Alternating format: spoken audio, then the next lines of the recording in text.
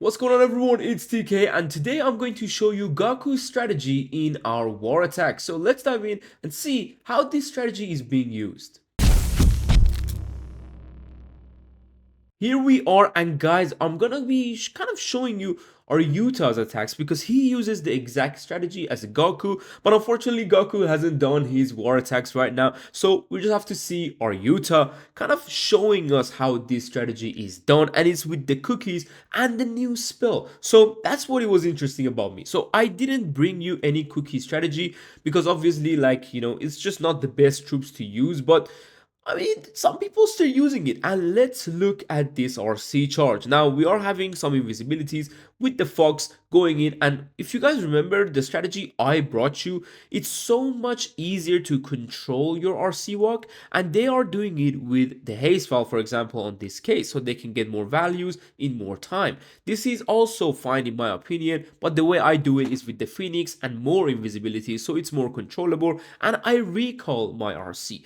These guys, I don't know if they're gonna revive their RC or they're gonna revive any other hero, but the RC did in fact get quite a lot of value and a big funnel for the main heroes. Now, one thing you need to make sure, just like any other charge, Warden Walk, Queen Charge, anything you do, the time matters. I've been time failing literally once every day at least for the last like 2-3 days.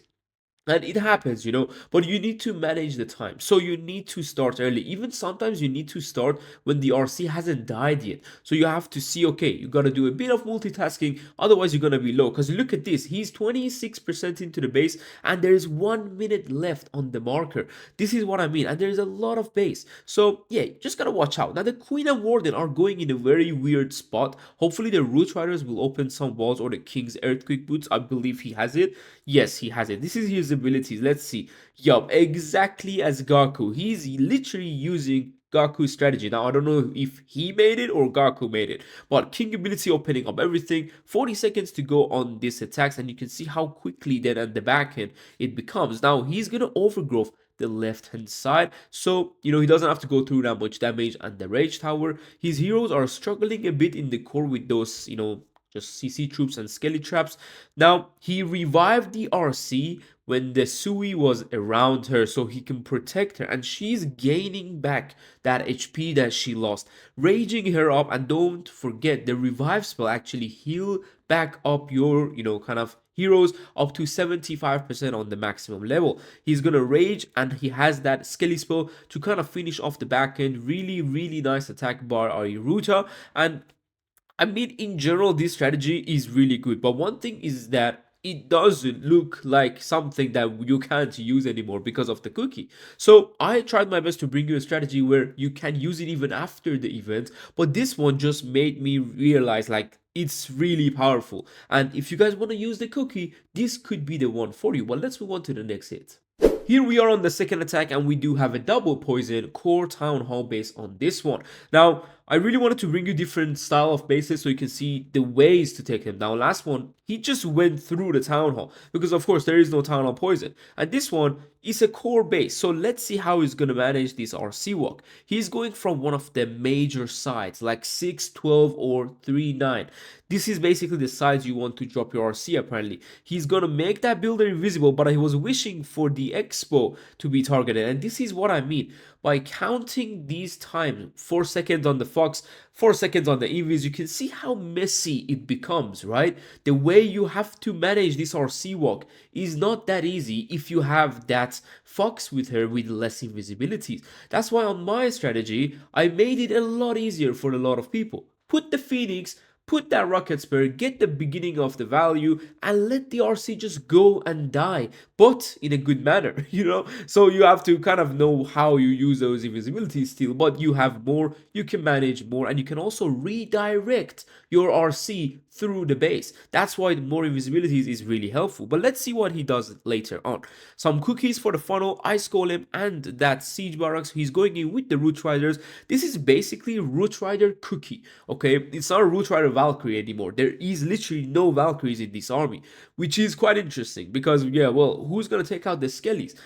And yeah, it's kind of interesting the way that RC died in the corner, because otherwise RC would have died around this area, so he would have revived her and then she would be kind of with the main army. That's what his plan was. But now that RC is in the side, let's see if he's still going to revive her, because obviously the king's still going that side, so it's still fine. Nothing going for the town hall just yet. Let's see if, okay, he's gonna overgrowth the town hall. This is a risky play on a core town hall because of the damage that is on the other side of the base. He could never go back to that town hall, so you need to watch out when you're doing those type of overgrowth. Now he has that king ability still. He could pop it right around here to get everything open. RC gets revived. She's gonna be fine to take down that base, and you can see always he's running one rage and a freeze and a skelly on the back end in case he doesn't need it at the beginning. But this spell placement make sure he and his triple queen can finish off any base. And because of course we don't have a town hall poison, if you want to do less riskier attack on these, you know, kind of core town hall bases, you cannot put an overgrowth on it. You can just overgrowth the rest, let it go through the town hall, let your troops go, because there is no poison, so there is no damage on that. But hopefully you guys enjoyed it. Let's go to the last attack. Here we are on a double invisibility base, and let's see what he does. We saw a double rage, a double poison, and now a double invisibility spells. Let's go. So our Utah is going again on a major side of the base, 6, 3, or 12. For those who don't know the clocks, this is 3, 12, 9, and 6. These are the sides our Utah are mostly going for that RC drop, because it just makes it easier on funnel, you can see. And then he can just, for example, just do what do you call that, the siege barracks on one side, and then of course the main army into the middle. I actually haven't seen this attack, but this is exactly what he does, because right-handed people start from the right side. It's so simple. So if you want to bait something, bait the right side.